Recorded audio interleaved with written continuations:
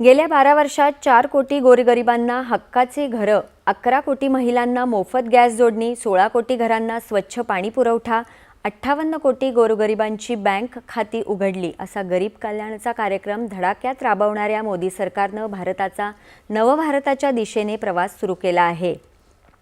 दहशतवादाचा बिमोड करून सामर्थ्यशाली भारताची निर्मिती केली आहे। त्याचबरोबर राम मंदिर निर्मिती, काशी विश्वनाथ कॉरिडॉर, महाकाल कॉरिडॉर यासारख्या निर्णयातून गौरवशाली भारतीय संस्कृतीचा वारसा अभिमानाने जपला आहे।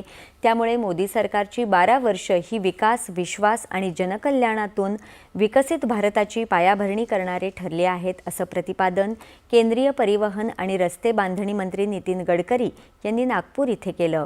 केंद्र सरकारला 12 वर्षे पूर्ण झाल्यानिमित्त आयोजित पत्रकार परिषदेत ते बोलत होते। गेल्या 12 वर्षातल्या वेगवेगळ्या निर्णयांमुळे 2047 पर्यंत विकसित भारताचं स्वप्न साकार होईल असा विश्वासही त्यांनी यावेळी व्यक्त केला। इंफ्रास्ट्रक्चर में अभूतपूर्व विकास हुआ है।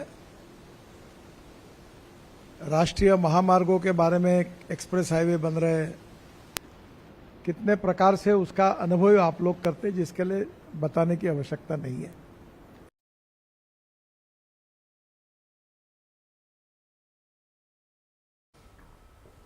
गेल्या 12 वर्षात मोदी सरकारनं सेवा, सुशासन आणि जनकल्याणाला राज्यकारभाराचा प्रमुख आधार बनवले।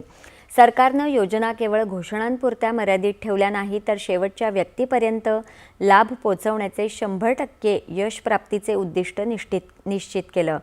त्यामुळे गरिबी हटाव आता केवळ एक घोषणा राहिलेली नाही। गेल्या 12 वर्षात देशात पायाभूत सुविधा विकासाची मोठी क्रांती झाली असल्याचंही ते म्हणाले। पंतप्रधान नरेंद्र